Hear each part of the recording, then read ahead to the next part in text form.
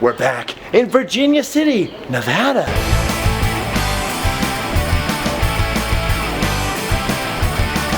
Leave today and enter the world of Random Land.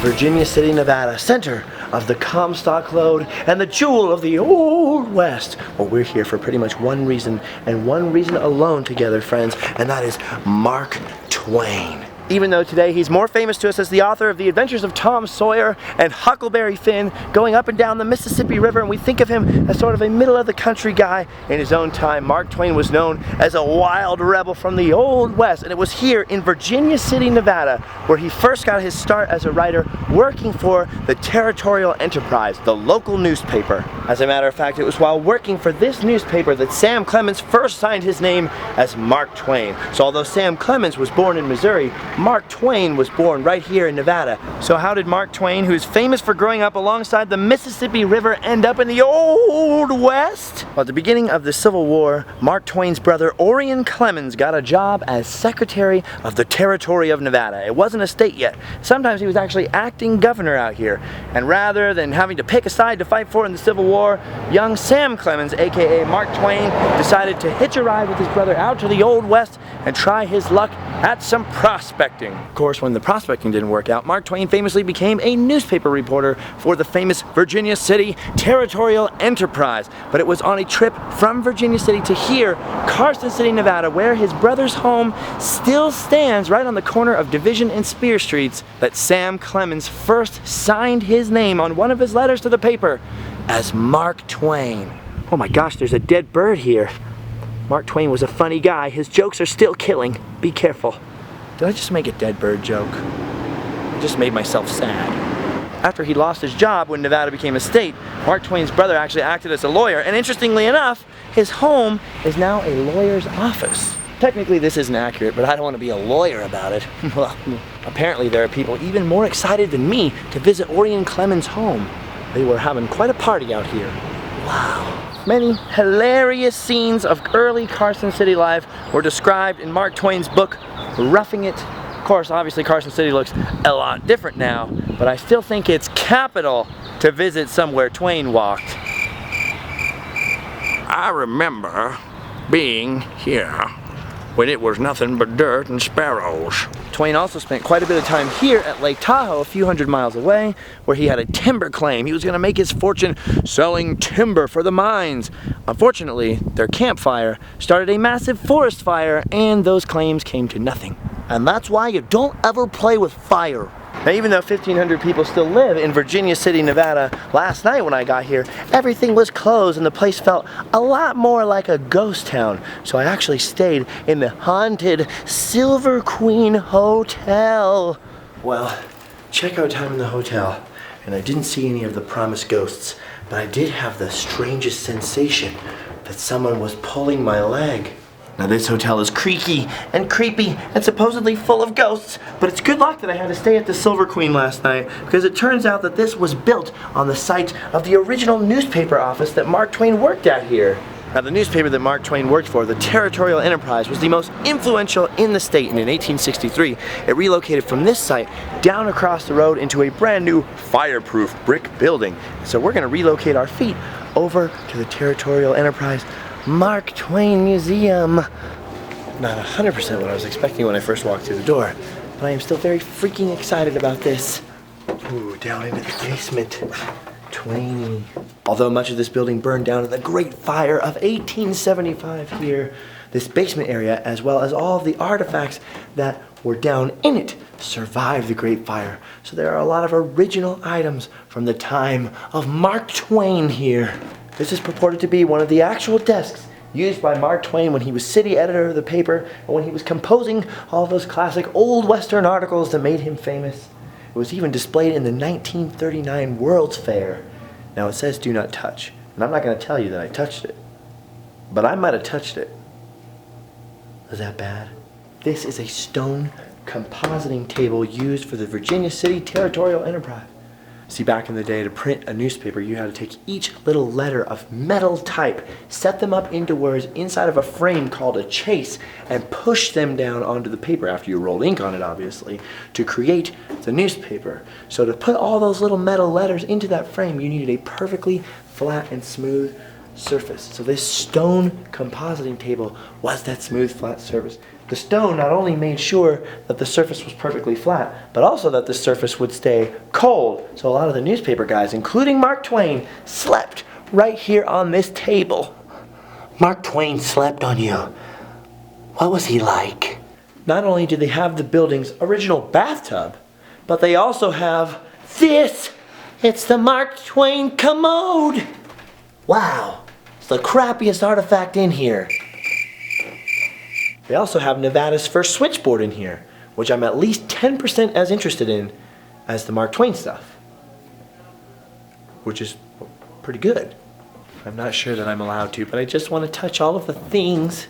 Twain stone, Twain press, Twain typecase, Twain toilet, Twain floor. Ooh, Twain splinter. Ouch. All right, as much fun as I'm having in this creepy basement, there's a lot more Virginia City to see. So up to the surface we go. Goodbye, Mark Twain place. I'll miss you.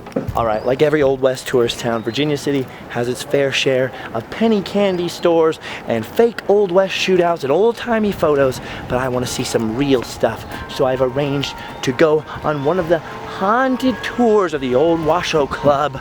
Now this is one of the older buildings in Virginia City that survived the big fire. And it was home to the Millionaires Club and all kinds of crazy stuff. But it's also supposedly really super haunted.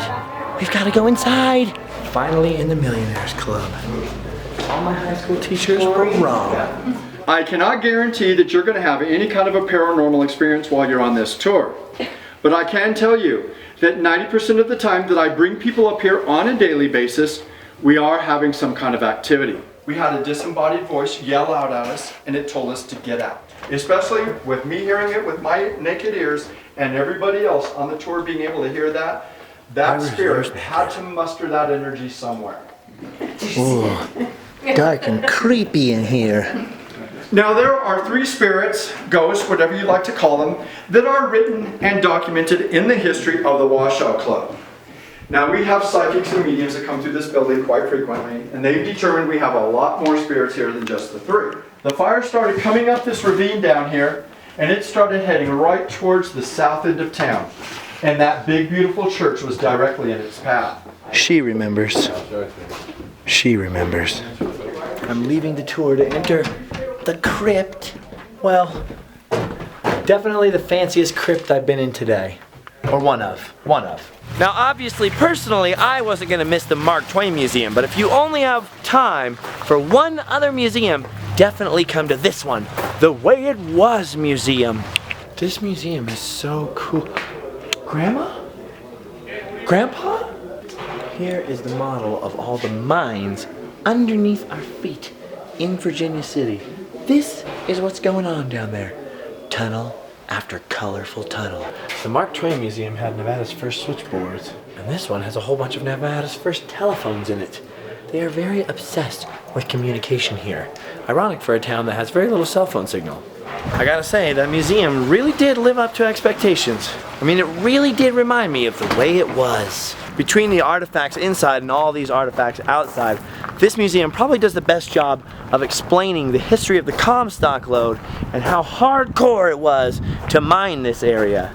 I mean, you gotta figure this was all backbreaking labor done by hand. Half the population of this town at any given moment was beneath the surface of the earth, pounding away at all that hardcore rock down there, trying to get all the precious metals out of the earth, out of the thousands and thousands of little mines here. Only about 18 really made any significant amount of money, and most miners only made about 25 cents a day. It was a pretty hazardous occupation. There were all kinds of mining accidents and temperature things, steam pockets. You could be boiled alive down there. Not to mention all the accidents that happen just from going up and down the cages to get into the mines. But of all the hazards of being a miner in the 1800s, the #1 killer wasn't accidents in the mine. It wasn't even gunfights. It was cirrhosis of the liver. Because there were over 100 saloons in Virginia City. As a matter of fact, there's still a lot of saloons in Virginia City. Now right now we're making our way down the street to the Delta Saloon, one of the first saloons rebuilt after the fire of 1875, and home, according to all these signs in town, of the suicide table. I don't know what a suicide table is, or a $100,000 globe. But what I do know is that we need to see them. Come on.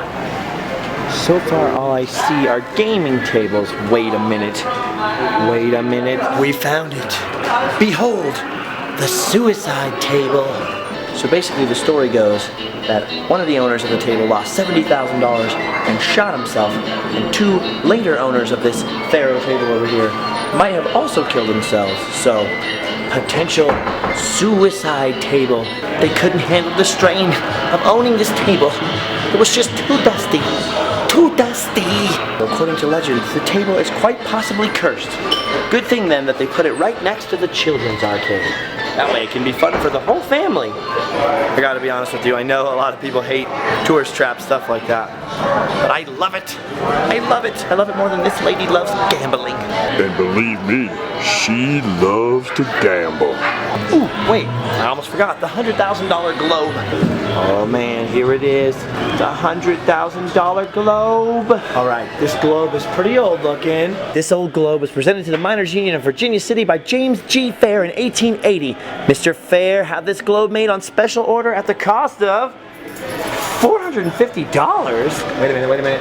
It is now valued in excess of $100,000 due to its rarity of construction.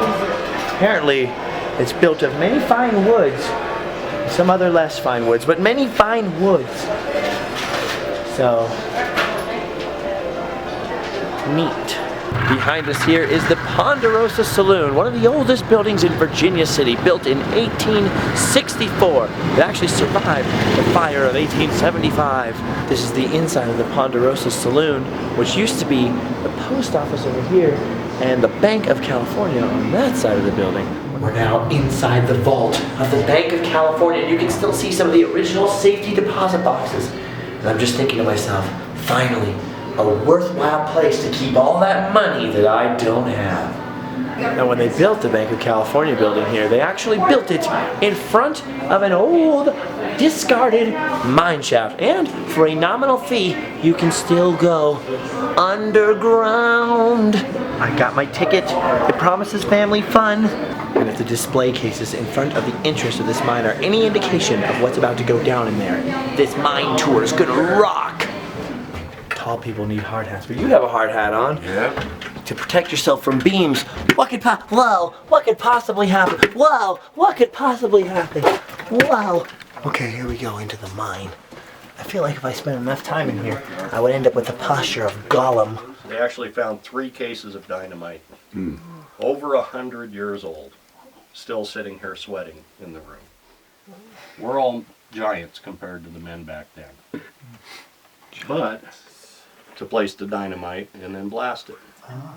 But don't worry, they trade off every half hour. That was awesome. Mostly a lot of talk about shafts and boring and drilling and mining, obviously. But there was this one part where this lady made a joke about miners having insurance. We laughed. We laughed. You know, I just realized I'm a visitor. Maybe it's time to check out the visitor center. Oh, look at this awesome photo op they have right here. Do you know what I like even better than the camel photo op? Is the sign on the back.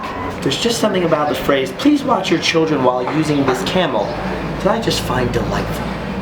After Mark Twain's toilet, this is the second crappiest photo op of the day. I'm sorry, these are the jokes, people. These are the jokes. They have Mr. Toad's Wild Ride here. This is awesome. Pretty much exactly the same thing. There is so much to see and do here. There's so much history. There's no way to fit it all in one video. So I guess it's time for me to hit the old dusty trail. Thank you for joining me on this look at one of the greatest silver mining towns of all time. Subscribe for some more wacky video adventures from all over the place. Check out our website, LiveFastDiePoor.com, and our snazzy t-shirts at LiveFastDiePoor.Spreadshirt.com. All kinds of social media and everything else down in the link. I'll see you guys in Random Land. Bye-bye!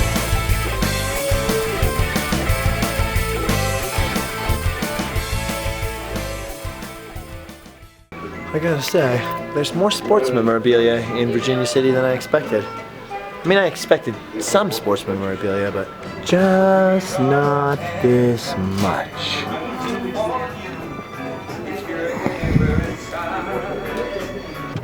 There's no hole here, so hopefully nobody gets confused. Oh, dang it, we're getting bonuses.